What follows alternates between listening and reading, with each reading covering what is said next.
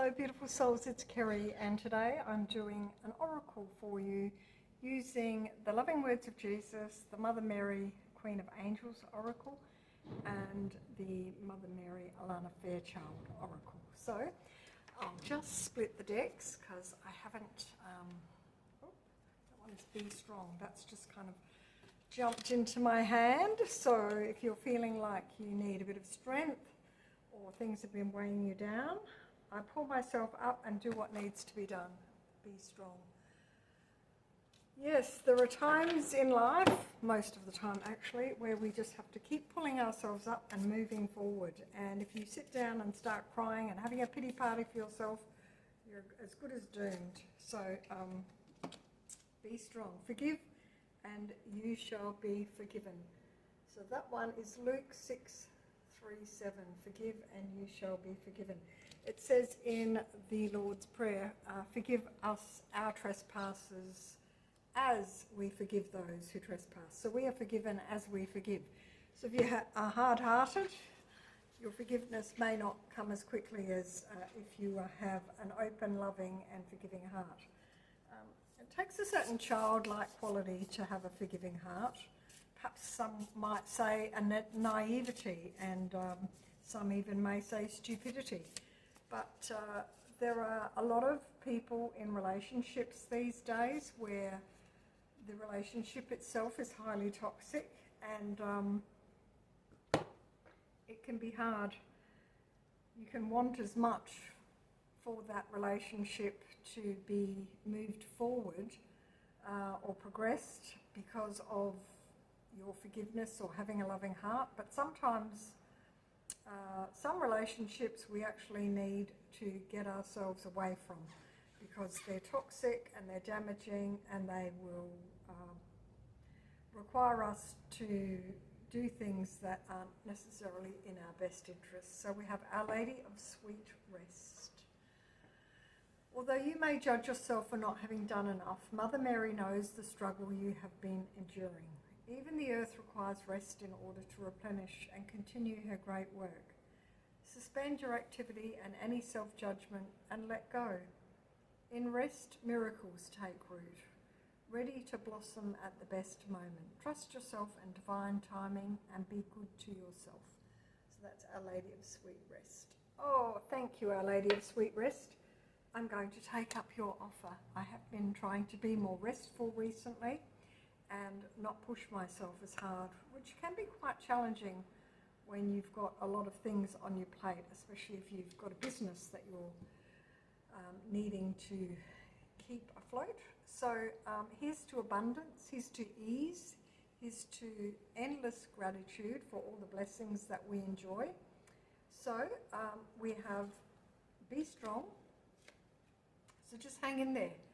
Be strong in your commitment to also allow yourself times for rest. I remember I knew this woman many years ago, and she was a single parent, had 2 children. She was busting herself in half trying to build a business so that she'd be able to support herself and her children. And she almost had a heart attack. She was in her mid-30s and she was pushing herself so hard. She was so highly stressed. Those children almost ended up orphans. So you've got to get the balance right. That overwork or that overproductive kind of activity, it can be a form of, it can be a sign of trauma. It can be a sign of having a belief that everything takes a lot of effort and you have to really, really work hard at things.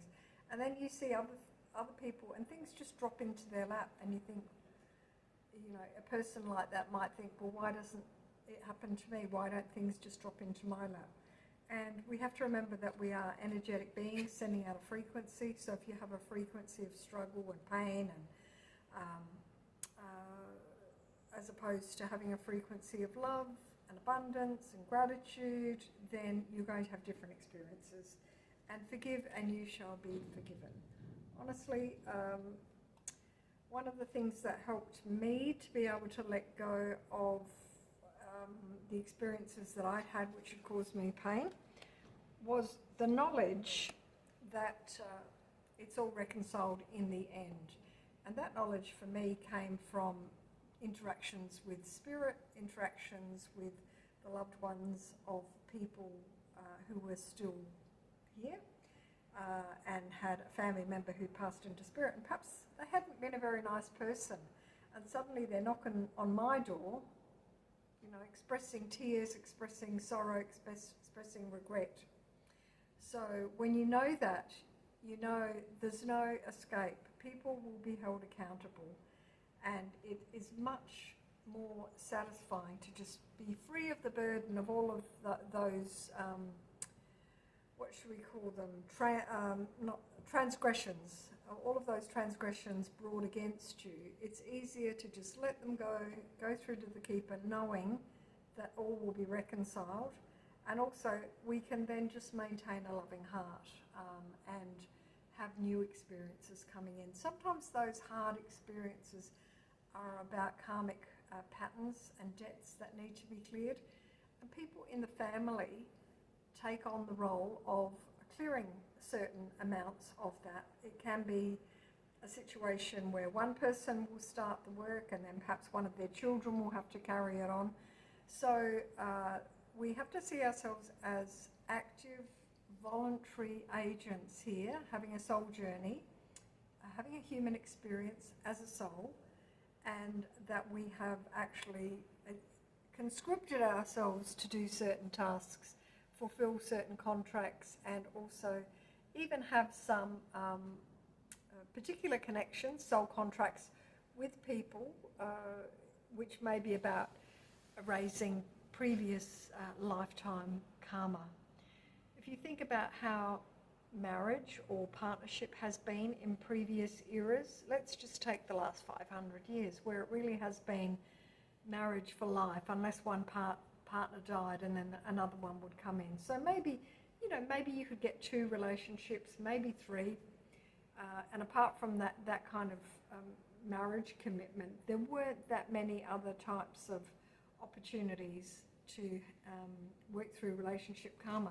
Well, we're not in that kind of situation anymore, and now there's much more freedom.